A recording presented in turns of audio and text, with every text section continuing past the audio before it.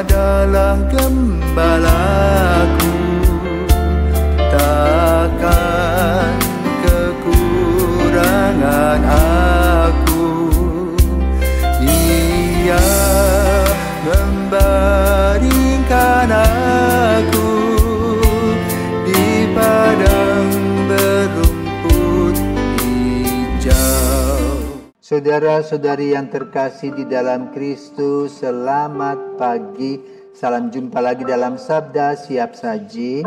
Sabtu 9 Desember tahun 2023, Pekan Advent pertama.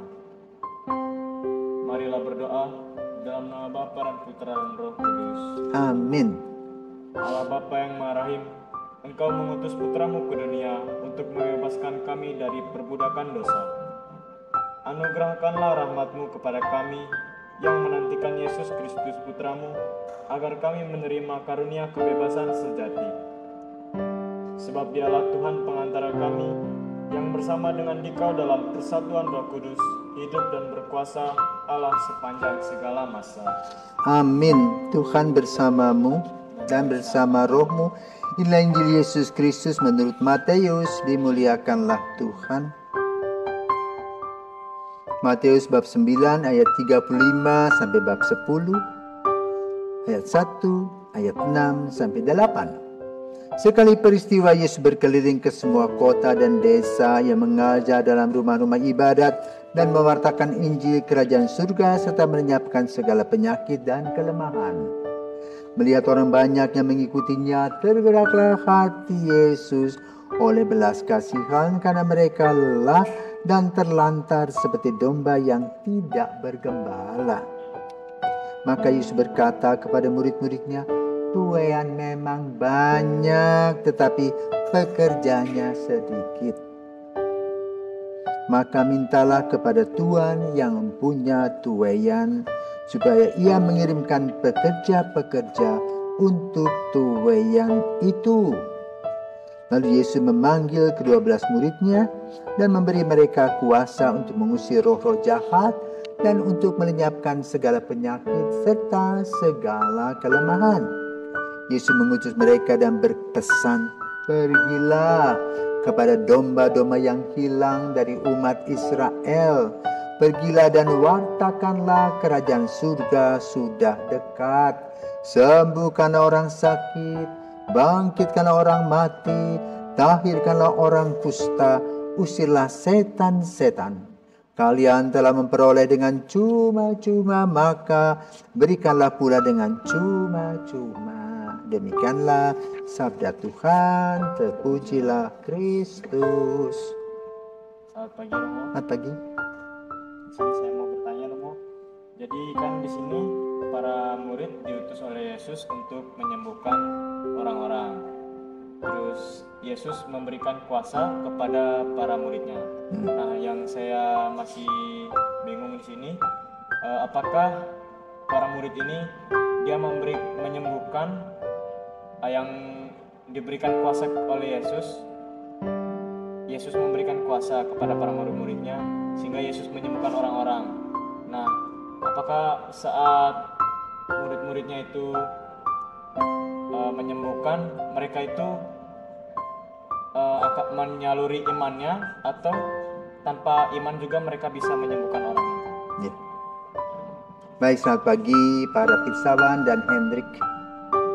Salam kembali dari Malaka ya. Sudah beberapa hari Romo ada di sini bersama dengan Teamwork, KCK dan DFF dengan rasa puas dan gembira karena banyak yang disembuhkan bisa melihat. Ya. Nah, kali ini kita mendengarkan tentang apa yang dilakukan oleh Yesus. Ya. Apa yang dilakukan oleh Yesus itu gratis.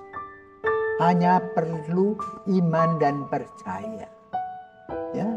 Dan iman dan percaya itu dibuktikan dengan usaha mereka mencari Yesus di mana Yesus berada.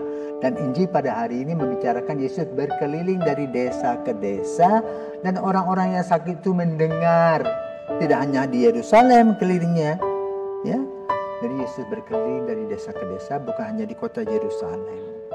Ya, pergi ke Kapernaum, pergi ke Yeriko, maka kita mendengar kisah tentang Sakeus dan sebagainya. Ya, nah, oke. Lalu apa yang terjadi dengan kehadiran Yesus? Semua sakit, kelemahan disembuhkan. Ya. Dan Yesus melihat, dikatakan di sini, tergerak hati Yesus oleh belas kasihan karena mereka lelah dan terlantar. Kenapa disebut lelah dan terlantar? Begini, pada zaman Yesus, Holy Land itu, yang sekarang Israel atau Palestina itu, dijajah oleh kerajaan Romawi. Maka rakyat harus membayar pajak kepada raja di Roma yang dikumpulkan oleh para gubernur, para pemungut pajak. Ya. Yang kedua juga masih dipajaki oleh pejabat agama, ya, yang terkenal dengan perpuluhannya. Pajak juga perpuluhan. Jadi berapa persen diambil? 20%. Besar kan? Tertindas mereka, terlantar seperti hanya dikumpulkan uangnya. Para petinggi-petinggi agamanya itu hanya menikmati saja. Ya. Harap pada zaman kita para pejabat gereja tidak berleha-leha seperti itu. Ya. Sehingga umat merasa terlantar. Para pejabat gereja itu boleh katakan heboh. Orang Saduki Farisi kan Yesus sering mengatakan, menyindir mereka, berpakaian keren-keren, mau duduk di depan, hanya mejeng, tebar pesona. Ya, semoga pada zaman kita tidak ada yang begitu ya. Nah, yang kedua, Yesus memancing. Ya, dikatakan apa? Tuaian memang banyak, tapi pekerja sedikit. Itu menyinggungkan apa? Yesus baru bisa mengumpulkan 12 rasul menghadapi orang yang ratusan ribu itu. Kurang. Maka lalu dibuatkan kalimat tadi. Tuaian memang banyak tapi pekerjanya sedikit. Kan itu nanti lahir 70 murid. Ya, setelah Yesus wafat barulah makin banyak. Jadi pertama itu penyebaran gereja awal itu ada di kota Yerusalem. Tetapi dalam sejarah kemudian bertumbuh dan berkembang menuju pusat kota dunia yang disebut kota Roma, kota abadi.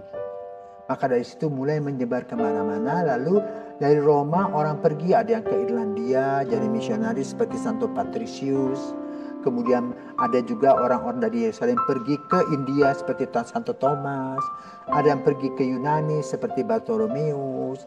Ada yang pergi ke Mesir seperti Santo Filipus, ya, yang melahirkan gereja Koptik di Mesir, ya. Gereja Syria banyak. Jadi terus bertumbuh dan berkembang gereja, ya. Dan apa yang dibuat oleh Paulus itu melahirkan gereja yang disebut sebagai gereja Roma.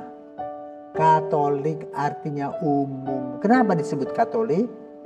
Karena dulu ketika orang-orang Yahudi mau masuk mengikuti Kristus, para pemimpin itu termasuk Petrus mengatakan, mesti ikut aturan Yahudi, disunat dulu dan gak boleh makan babi haram.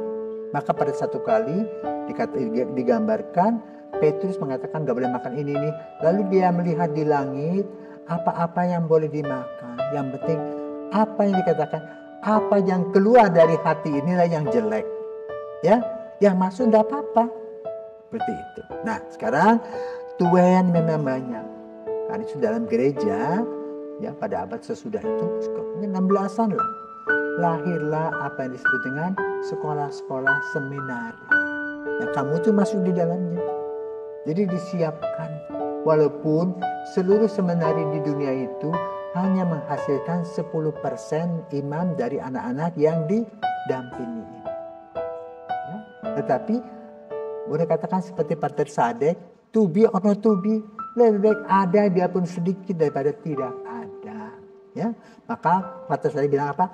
Aje quod ajis, kerjakan apa yang bisa kamu kerjakan, siapkanlah dirimu apa yang bisa kamu Nah, lalu apa yang didapatkan sebagai seorang imam? Di sini disebutkan, ya, mereka diberi kuasa mengusir roh-roh jahat, eksorsisme. Jadi para pastor itu diberi karunia mengusir setan-setan, eksorsisme itu. Karena apa? Tangannya sudah dilumuri minyak berkat waktu saat tahbisan. Itu jangan bukan sembarangan loh diberikan tangan itu dan dilumuri minyak. Ada kekuatan mengusir roh jahat dan juga bisa menyembuhkan, pegang kepalanya bisa sembuh. Tentu itu tidak semua pastor, ya. Ada pastor-pastor tertentu yang memang diberikan oleh Tuhan karunia healing, karunia penyembuhan, ya. Tetapi jangan lupa karunia penyembuhan yang paling top adalah dalam Ekaristi. Makanya Ekaristi disebut sebagai apa? Puncak dari seluruh sakramen. Ya, kembali ke Malaka. Ya, mereka sudah melihat dengan sukacita, ada yang dengan air mata karena sudah bertahun-tahun tidak bisa melihat, hanya meraba-raba saja sekarang bisa melihat. Inilah hadiah yang Tuhan berikan kepada mereka. Semoga kita juga boleh melihat arti dan makna Ekaristi dalam kehidupan kita sehingga kita bisa betul merasakan, aku memerlukan Ekaristi. Karena Tuhan hadir di sana. Tuhan memberikan berkat-berkatnya setiap saat. Selamat pagi, salam dari Malaka.